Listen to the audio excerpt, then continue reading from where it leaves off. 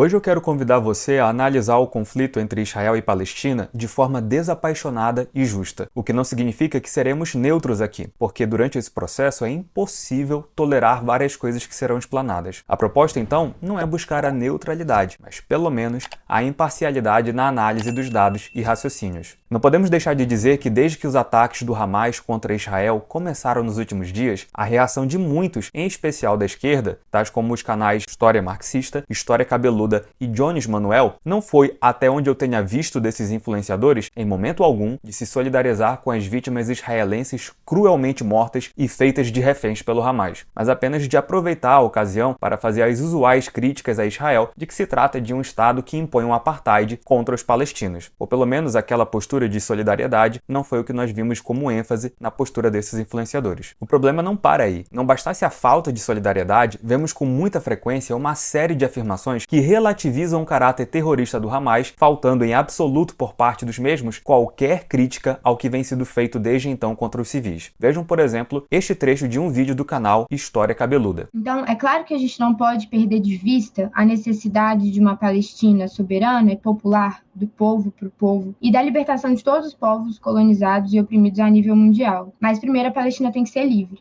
E as formas encontradas de lutar por essa liberdade, elas já são legítimas, sem precisar passar por uma régua ocidental. Não cabe avaliar a legitimidade da luta armada como forma de resistência. Porque se a gente sequer tenta elencar formas legítimas ou ilegítimas de resistência, a gente está partindo de um pressuposto que a resistência se legitima pela sua forma e não pela sua necessidade de existir. E não cabe questionar o porquê de não recorrer a formas pacíficas de resistência. Depois, a moça segue dizendo que a luta armada da Palestina, da forma como é feita, se justifica porque Israel também comete atrocidades no seu trato com os palestinos, o que nós ainda vamos investigar de forma mais detida neste e em outros vídeos do canal. O que importa agora para eles é se valer da situação para reafirmar a sua versão da história, isto é, de que Israel está dentro de um esquema neocolonialista de limpeza étnica deliberado. E não, chamar o Hamas de grupo terrorista não é favorecer o lado de Israel, mas sim de dar a devida caracterização técnica, coisa sobre a qual eu quero comentar com vocês também em outro vídeo. Voltando ao que eu dizia, o raciocínio desses críticos leva a concluir, portanto, que o que estamos vendo por parte da liderança palestina da faixa de Gaza é, na verdade, uma reação natural ao que Israel vem impondo arbitrariamente ao longo das últimas décadas. E, portanto, o que deveria ser feito, nas palavras de Gustavo Machado, apresentador do canal História Marxista, é a extinção do Estado de Israel para uma implementação de um Estado palestino em que todos possam viver. Vejam aqui o que ele mesmo diz. Deixando bastante claro para vocês que, evidentemente, a única reivindicação que faz sentido é a destruição do Estado de Israel. Veja, não é a destruição dos judeus, é do Estado de Israel e a criação de um Estado palestino laico, né, onde possam viver como sempre viveram, né,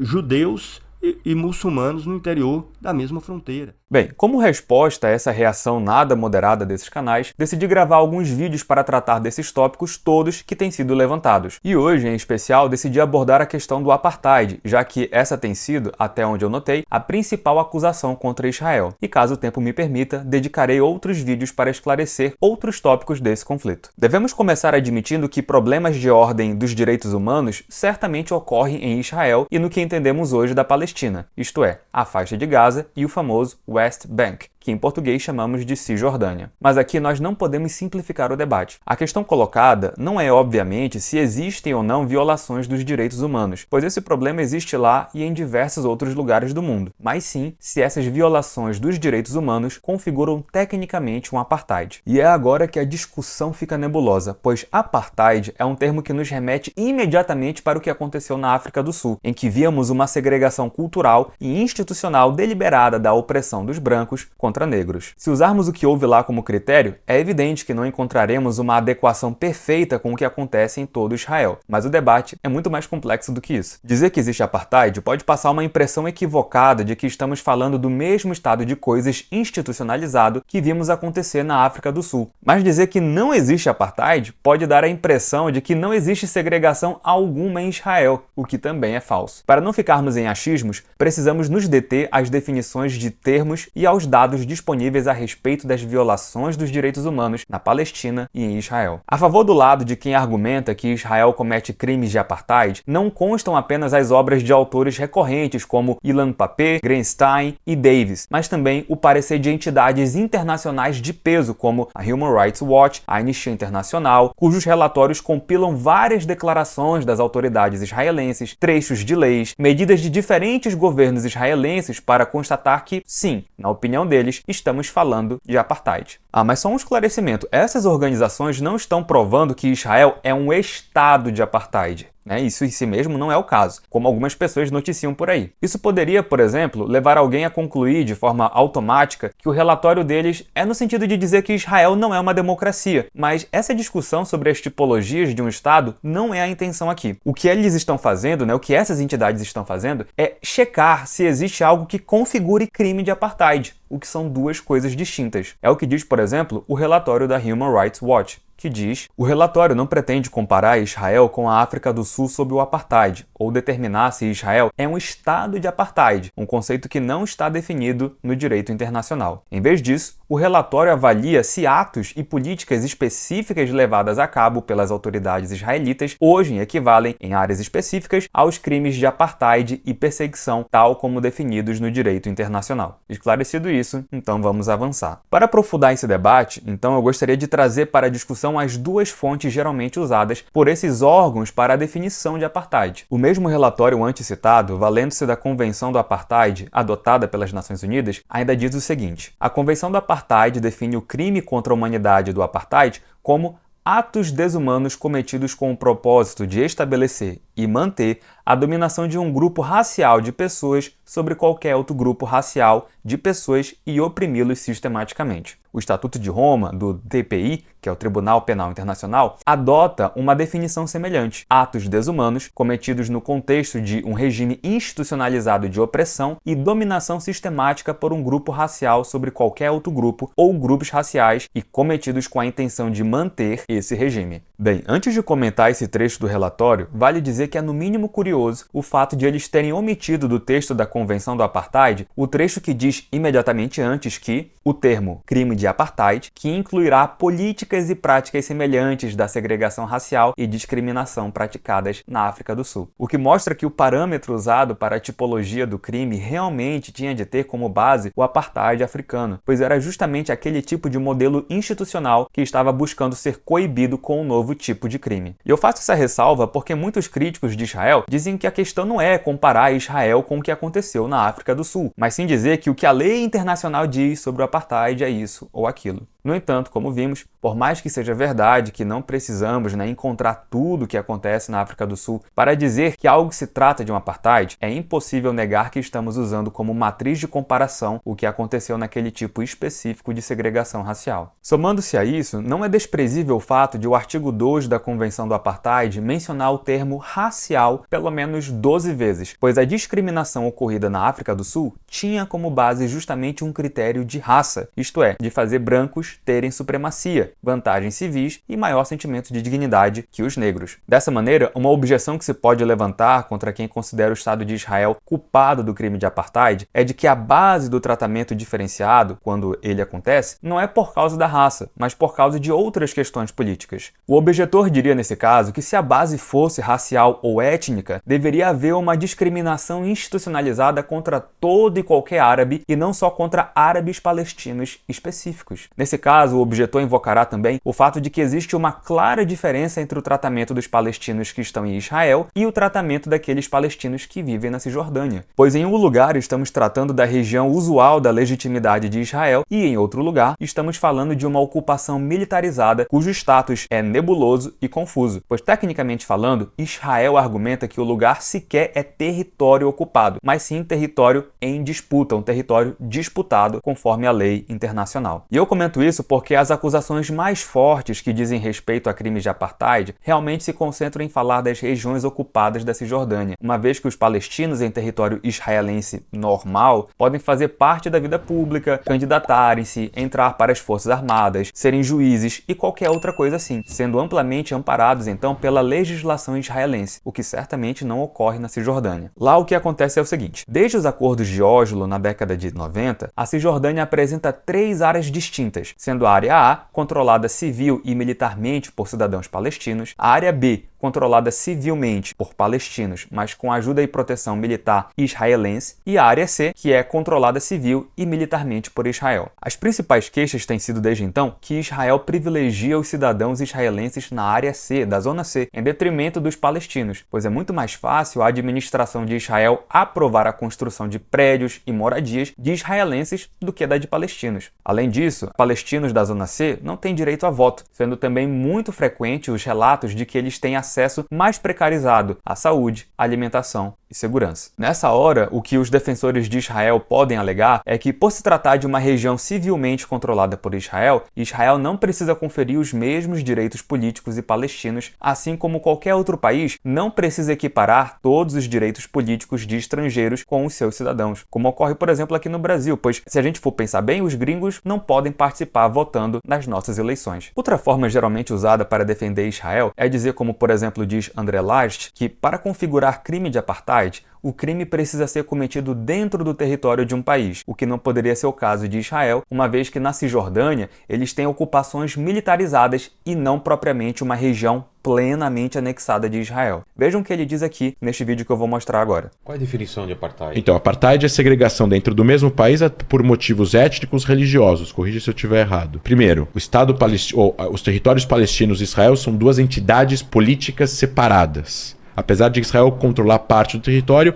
e a outra parte ser controlada pela Autoridade Nacional Palestina. No entanto, como aponta o relatório da Human Rights Watch, o foco na dominação em oposição à soberania formal também indica que o crime de apartheid pode ser cometido por autoridades fora do seu próprio território e em relação a não cidadãos. A constatação de que as autoridades de um Estado cometeram um crime de apartheid no território externo não prejudicaria mais a soberania formal de que o outro Estado goza ou diminuiria a realidade factual da ocupação do que a constatação de que outros crimes contra a humanidade ou crimes de guerra foram cometidos fora do país. Como prova de sua afirmação, de que o apartheid pode ser praticado por um país fora do seu território, o relatório ainda trouxe na nota de rodapé 63 um parecer de consultoria feito pela Corte Internacional de Justiça, que declarava ilegal o domínio da África do Sul na Namíbia e que aquilo se tratava de uma aplicação de política de apartheid. Bem, mas seja como for, a objeção de antes ainda é válida de alguma forma, isto é, a de que o problema não é o fato de serem palestinos ou de serem árabes, mas de serem palestinos dentro do contexto da ocupação de territórios de situação passada de guerra, o que infelizmente acaba deixando essas sequelas mesmo. Agora, se esses palestinos estivessem em um outro contexto, a situação institucional do trato de Israel certamente seria outra. Aliás, há ainda outro aspecto aqui que também poderia ser digno de consideração. Alguém poderia alegar alguma coisa como: ok, pela convenção do apartheid, Israel pode não estar praticando apartheid porque o critério de discriminação não é racial. Mas é possível incluir uma interpretação mais flexível e genérica do texto do Estatuto de Roma e concluirmos que Israel é culpado sim de apartheid. Bem, se esse for o caso, e assim o Estatuto de Roma permitiu uma interpretação tão ampla assim, o que não é de todo aceitável, dado que ele também inclui na sua redação a especificação racial, ainda se pode dizer que Israel não é signatária do Estatuto de Roma. Essa é a opinião, por exemplo, do procurador do Tribunal Penal Internacional, Al-Bashir, que disse: é ponto pacífico que um tratado como o Estatuto de Roma não pode, por si só, impor obrigações legais a estados que não sejam partes dele. Isto ocorre do princípio fundamental conhecido como Pacta Tertis nec nocent nec prosan, e está refletido, por exemplo, no artigo 34 da Convenção de Viena sobre o Direito dos Tratados.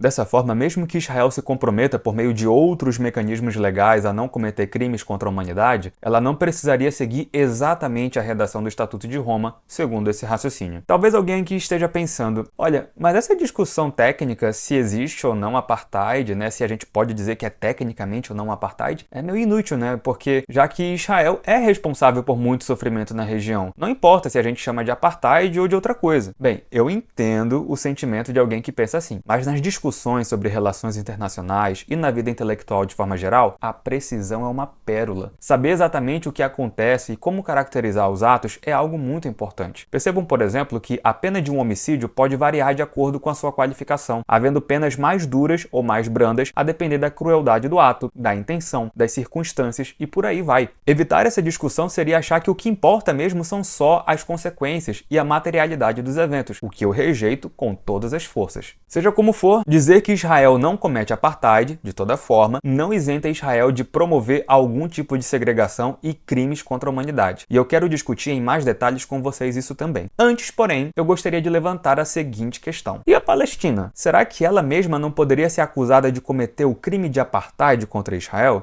Me diga aí, o que você acha? Bem, eu quero dizer que isso não é só possível, como outros observadores da ONU também já chegaram a essa conclusão. Então dizer que é apenas Israel que é acusado, de apartheid dentro das organizações internacionais também é uma forma de manipulação das evidências e discursos. Se consultarmos uma declaração escrita pela United Nations Watch em 9 de maio de 2022, que foi apresentada ao Conselho de Direitos Humanos das Nações Unidas, veremos que há duas principais causas que permitem dizer que as autoridades palestinas praticam apartheid contra israelenses. A primeira delas é a proibição com penas fatais a quem decide vender terras para judeus e a política de incentivo deliberado ao terrorismo contra israelenses. Funciona assim: caso você se torne um preso político, alguém que se feriu gravemente ou até mesmo virou um mártir, isto é, caso você tenha cometido algum atentado que resulte na sua morte, o governo vai pagar educação, saúde, segurança social e várias outras coisas que você ou sua família possam usufruir. E essas leis não valem para outras causas que não a luta contra Israel. Vejam aqui o que diz esse relatório. O presidente Abbas reiterou o compromisso da autoridade palestina relativamente a estes pagamentos, afirmando que, mesmo que nos reste apenas um cêntimo, iremos dá-lo aos mártires, aos prisioneiros e às suas famílias. Tal como as leis de terras, as leis de pagamento por assassinato visam manter os judeus fora das áreas controladas e reivindicadas pela autoridade palestina, promovendo assim o apartheid. Em 2009, um tribunal de Hebron condenou um homem palestino à morte por enforcamento por vender terras perto da sua aldeia na Cisjordânia a israelitas. Antes disso, pelo menos 8 palestinos suspeitos de envolvimento na venda de propriedades a judeus tinham sido raptados e executados extrajudicialmente.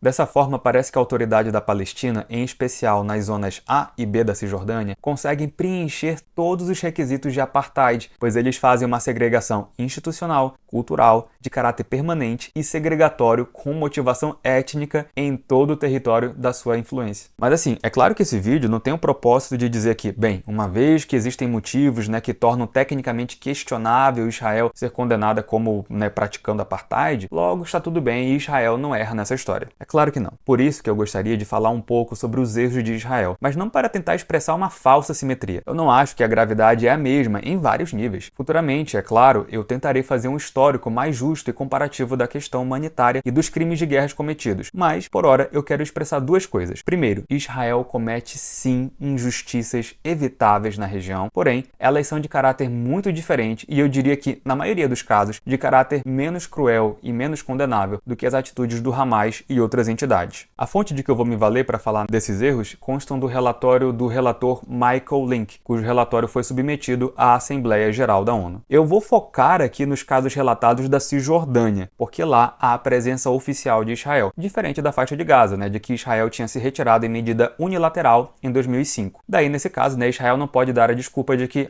eu não tenho influência direta na região, porque na Cisjordânia ela tem sim. Pois bem, se acessarmos o relatório, veremos que, em decorrência do caráter institucional nebuloso da região, a sua gestão é de administração militar israelense, o que promove uma sensação de impunidade e insegurança. É claro que os episódios que eu vou relatar aqui não são a regra, mas eles também não são tão raros assim de acontecer. Segundo o relatório de Link, não são raros os casos em que militares fazem ataques surpresas, aparentemente arbitrários, em vilas e pequenas cidades palestinas sem dar qualquer justificativa para suas ações. Esses episódios podem variar entre pedradas, destruição de patrimônio e até mesmo fuzilamentos. o que em muitos casos fica por isso mesmo, né? Sem denúncia formal, sem investigação e muito menos condenações. Um caso muito bem triste e bem documentado foi o de um casal palestino passando por um checkpoint. Diz o relatório que, no incidente particularmente flagrante, na noite de 6 de abril de 2021, as forças de segurança israelenses ergueram um posto de controle temporário entre Bir Nabala e Al-Jib, a norte de Jerusalém. No posto de controle, as forças de segurança pararam o carro de um casal palestino, pais de 5 filhos, que voltava para casa depois de uma consulta médica. Os soldados abriram fogo contra o carro quando o casal se afastava, resultando na morte do homem e no ferimento da sua esposa. Segundo a Beth Selen, as forças de segurança israelitas anunciaram o lançamento de uma investigação da polícia militar sobre o incidente. No entanto, dada a impunidade generalizada em torno de incidentes semelhantes, as organizações de direitos humanos expressaram preocupações sobre um resultado semelhante neste caso. Ou seja, um dos grandes problemas é justamente que em locais mais militarizados há ocasião e oportunidade para coisas de difícil investigação de crimes e para impunidade entre civis e militares de Israel. Como eu disse antes, episódios como esses não são a regra, mas também não são raros. Michael Link elenca vários episódios com evidências diversas em seu relatório. E o que não ajuda o lado de Israel, e até mesmo faz levantar suspeitas, é o fato de Israel não ter permitido o agente da ONU a ter acesso às zonas restritas da administração de Israel na Cisjordânia, o que, como vocês sabem, pode sugerir várias coisas e mostrar falta de transparência. Para finalizar, eu vou repetir. Há crimes sim cometidos por Israel e há documentação abundante falando desses crimes. No entanto, tecnicamente falando, eles não parecem configurar apartheid pelo Estado de Israel. Outra coisa que precisa ser dita ao final é que, em termos gerais, eu considero sim que a crueldade do Hamas no trato com civis inocentes é muito pior e mais cruel do que o trato de Israel com seus adversários, pois Israel ao menos tenta obedecer às convenções de Genebra. Mas, sobre isso, nós falaremos em outro vídeo. O objetivo agora era mais o de explicar o conceito de apartheid e avaliá-lo à luz do conflito entre Israel e Palestina. Para o melhor esclarecimento sobre a defesa jurídica que Israel geralmente usa, nós falaremos sobre os argumentos relativos à lei internacional, sobre os assentamentos da Cisjordânia, em outros vídeos, para este aqui não ficar muito longo também. Mas é claro, os alunos do curso A Formação da Opinião já estão tendo acesso a essa discussão em nossos grupos privados, e logo mais terão também materiais na nossa plataforma. Fica então o convite para você entrar no curso, caso você ainda não tenha adquirido, e aí poder discutir e se informar conosco. Se você gostou do vídeo, não deixe de deixar o like, mandar para os seus amigos e se inscrever no canal.